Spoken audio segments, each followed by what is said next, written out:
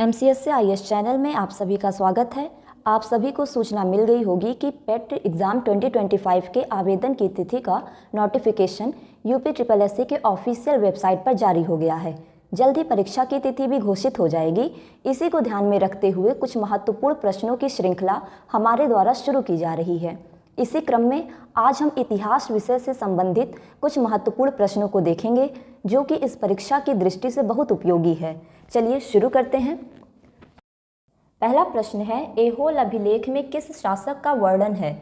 Option है ए Chandragupta Maurya, B Ashok, सी Samudragupta, D Pulakeshin द्वितीय। इस प्रश्न का सही उत्तर है ऑप्शन डी पुलकेशिन द्वितीय। ऐहोल अभिलेख में पुलकेशिन द्वितीय शासक का वर्णन मिलता है। आप सभी जानते होंगे इतिहास को जानने के लिए अभिलेख एक अत्यधिक महत्वपूर्ण साधन माना जाता है और अभिलेख के अध्ययन को पूरा लेख शास्त्र अथवा अंग्रेजी में एपिग्राफी भी कहते हैं। चलिए देखते हैं दूसरे प्रश्न को। प्रश्न 2, सबसे पुरानी पांडुलिपियां लिखी जाती थीं। ऑप्शन ए ताड़पत्र, बी पत्थर, सी कागज, डी लकड़ी। इस प्रश्न का सही उत्तर है आपका ऑप्शन ए ताड़पत्र। सबसे प्राचीन पांडुलिपियां ताड़पत्र पर लिखी जाती थीं। नेक्स्ट प्रश्न है आपका, नासिक अभिलेख किस शासक से संबंधित है? आपके ऑप्शन हैं option A Kumaragupta, B Gautami Balashri, C Rudradaman, D Harshavardhan. इस प्रश्न का सही उत्तर है आपका ऑप्शन बी गौतमी बलश्री। नासिक अभिलेख गौतमी बलश्री से संबंधित है। अगला प्रश्न देखते हैं। प्रश्न 4, भारत में सर्वाधिक प्राचीन अभिलेख किस शासक के हैं? आपके ऑप्शन है option A Ashok, option B Chandragupta Maurya, C Bhanugupta, D Naresh Bhoj. इस प्रश्न का सही उत्तर है अशोक। ऑप्शन ए आपका सही होगा। जैसा कि आप सब लोग जानते हैं कि भारत में सर्वाधिक प्राचीन अभिलेख अशोक के हैं जो कि लगभग 300 ईसा पूर्व के आसपास पाए जाते हैं। और आप सब जानते होंगे कि अशोक के अभिलेख ब्राह्मी, खरोष्टी, यूनानी तथा आरमाइक लिपियों में भी मिलते हैं। चलिए देखते हैं अगले प्रश्न को। प्रश्न 5, सर्वप्रथम भारतवर्ष का जिक्र किस अभिलेख से प्राप्त होता है? बहुत ही महत्वपूर्ण प्रश्न है यह।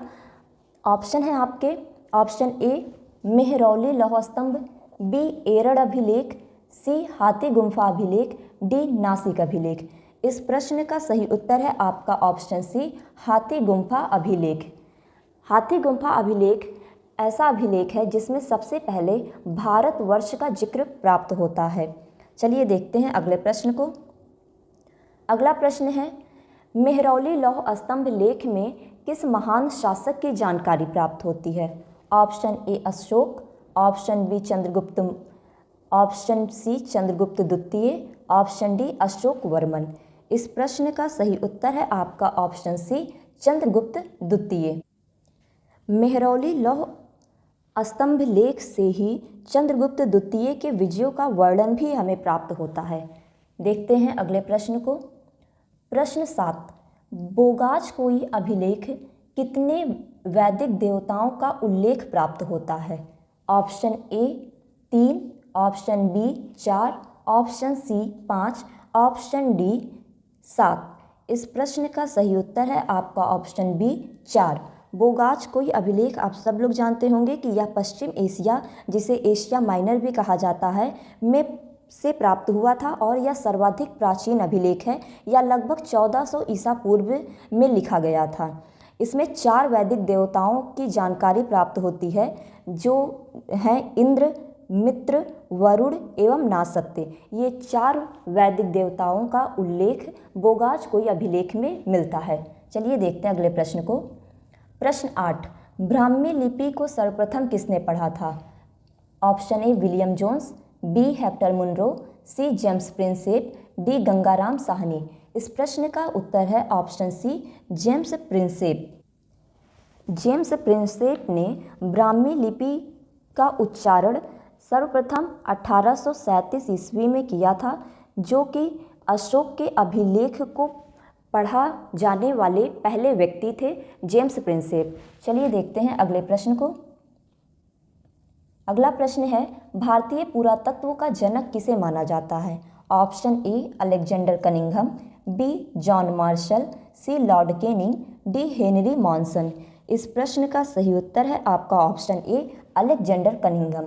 अलेक्जेंडर कनिंघम को भारतीय पुरातत्व का जनक माना जाता है। अगला प्रश्न, प्रश्न 10, हिंदू धर्म द्वारा मानव के रूप में किसे स्वीकार किया गया है। यहाँ पे कुछ मिसप्रिंट हो गया है, मानव धर्मशास्त्र के रूप में किसे स्वीकार किया गया है। प्रश्न यह होना चाहिए, ऑप्शन है ए वेद, बी अनुरक्षति, सी रामायण, डी महाभारत। इस प्रश्न का सही उत्तर है ऑप्शन ए वेद को हिंदू धर्म द्वारा मानव के धर्मशास्त्र के रूप में स्वीकार किया गया है। अगला प्रश्न है आपका 11 प्रश्न, ऋग्वेद मूल रूप से निम्न में से किस भाषा में रचा गया था। ऑप्शन है आपके ए ब्राह्मी, बी पाली, सी संस्कृत, डी प्राकृत। इस प्रश्न का सही उत्तर है आपका ऑप्शन सी यानी कि संस्कृत। ऋग्वेद मूल रूप से संस्कृत भाषा में रचा गया था। प्रश्न 12, प्राचीनतम वेद कौन सा है। Option A Rigveda, B Atharvaveda, C Yajurveda, D Samaveda. इस प्रश्न का सही उत्तर ऑप्शन ए ऋग्वेद प्राचीनतम वेद माना जाता है। प्रश्न 13, ऋग्वेद में निम्नलिखित में से किस देवता की सर्वाधिक महत्ता का वर्णन है। Option A Varuna, B Indra, C Agni, D Shiv. इस प्रश्न का सही उत्तर है इंद्र। लगभग 250 सूक्त इंद्र को समर्पित किए गए हैं। ऋग्वेद में सर्वाधिक महत्वपूर्ण देवता के रूप में इंद्र को जाना जाता है। प्रश्न 14, हिंदू धर्म का पारंपरिक प्राचीन नाम किसे माना जाता है। पहला है सनातन धर्म, बी है पुरातन धर्म, सी है वैष्णव धर्म, डी है शिव धर्म। इस प्रश्न का सही उत्तर है ऑप्शन ए सनातन धर्म। सनातन धर्म को हिंदू धर्म का पारंपरिक प्राचीन नाम माना जाता है। अगला प्रश्न है प्रश्न नंबर 15, निम्नलिखित में से कौन शुक्ल यजुर्वेद की संहिता है। Option A Vajasaneyi, option B Maitrayani, option C Taittiriya, option D Kathaka. इस प्रश्न का सही उत्तर है आपका ऑप्शन ए वाजस्नेयी शुक्ल यजुर्वेद की संहिता है।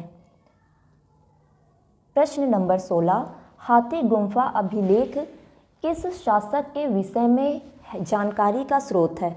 Option A Kharavela, option D Ashok, C Harshavardhan, D Kanishka. इस प्रश्न का सही उत्तर है ऑप्शन ए खारवेल। हाथी गुम्फा अभिलेख में ही कलिंग नरेश खारवेल की जानकारी मिलती है। अगला प्रश्न है कौन सा सुमेलित नहीं है। पहले में है मंदसौर अभिलेख यशोवर्मन, देवपाड़ा अभिलेख विजयसेन, जूनागढ़ अभिलेख खारवेल, डी है आपका प्रयाग अभिलेख समुद्रगुप्त। इस प्रश्न का सही उत्तर आपका ऑप्शन सी है, क्योंकि इससे पहले ही प्रश्न में हमने देखा खारवेल जो कि कलिंग के नरेश थे, उनकी जानकारी हाथी गुम्फा अभिलेख में मिलती है, ना कि जूनागढ़ अभिलेख में।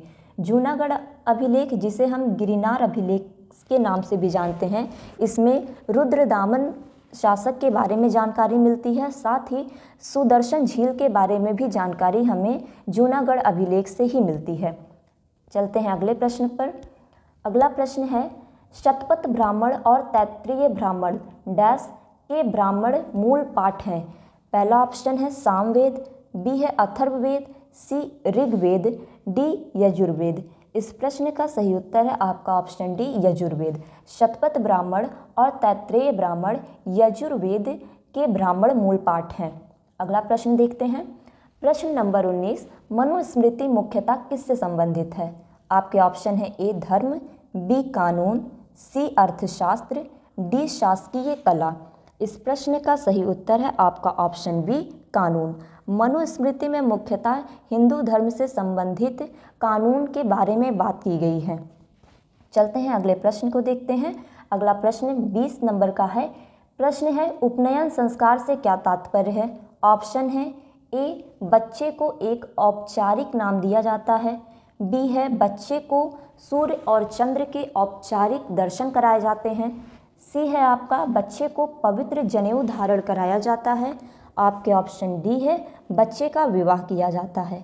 इस प्रश्न का सही उत्तर है आपका ऑप्शन सी, बच्चे को पवित्र जनेऊ धारण कराया जाता है। जब बच्चे को पवित्र जनेऊ का धारण कराया जाता है उस समय जो संस्कार होता है उसे उपनयन संस्कार के नाम से जानते हैं। चलिए देखते हैं अगले प्रश्न को। प्रश्न नंबर 21 है, निम्न में से कौन सा उपवेद नहीं है? आपके ऑप्शन ए है धनुर्वेद, बी गंधर्व वेद, सी आयुर्वेद, डी योग वेद। इस प्रश्न का सही उत्तर है आपका ऑप्शन डी, योग वेद जो है ये आपका उपवेद नहीं है। प्रश्न नंबर 22 को देखते हैं। महाभारत में वर्णित कुरुक्षेत्र की लड़ाई कितने दिन तक लड़ी गई थी? आपके ऑप्शन हैं 16 दिन, बी 18 दिन, सी 20 दिन, डी 25 दिन। इस प्रश्न का सही उत्तर है आपका ऑप्शन बी 18 दिन।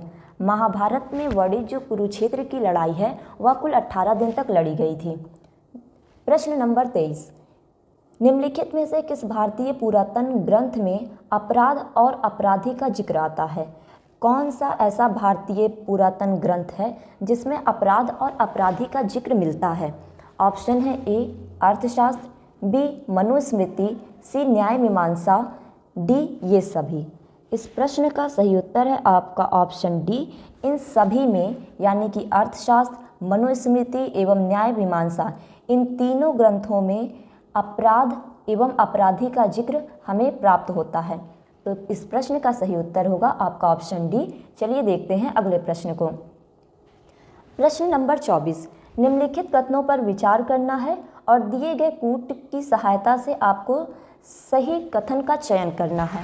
आपका पहला कथन है ऋग्वेद में 1028 संस्करण हैं।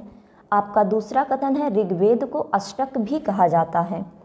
आपके कूट हैं ए केवल 1 सही है, बी केवल 2 सही है, सी 1 और 2 दोनों सही है, डी ना तो 1 ना ही 2, यानी कि आपका कोई सही नहीं है। इस प्रश्न का सही उत्तर है आपका ऑप्शन सी, यानी कि ए और 2 आपके दोनों कथन सही हैं। ऋग्वेद में 1028 संस्करण है और ऋग्वेद को अष्टक भी कहा जाता है। इस तरह आपका ऑप्शन सी सही होगा, 1 और 2 दोनों। चलिए देखते हैं आज के लास्ट क्वेश्चन को, जो कि है 25 नंबर का। शौनक और पैपलाद किस वेद की शाखाएं हैं? आपको बताना है कि शौनक और पैपलाद ये किस वेद की शाखाएं हैं। आपके ऑप्शन हैं यजुर्वेद, बी है सामवेद, सी है अथर्ववेद और डी है ऋग्वेद। इस प्रश्न का सही उत्तर है आपका ऑप्शन सी अथर्ववेद। शौनक और पैपलाद अथर्ववेद की शाखाएं हैं। उम्मीद है आपको यह प्रश्नों की श्रृंखला पसंद आई होगी और यह आपकी परीक्षा की दृष्टि से उपयोगी सिद्ध होगी, ऐसी हम कामना करते हैं। मिलते हैं अगले वीडियो में नए विषय के साथ, तब तक के लिए धन्यवाद।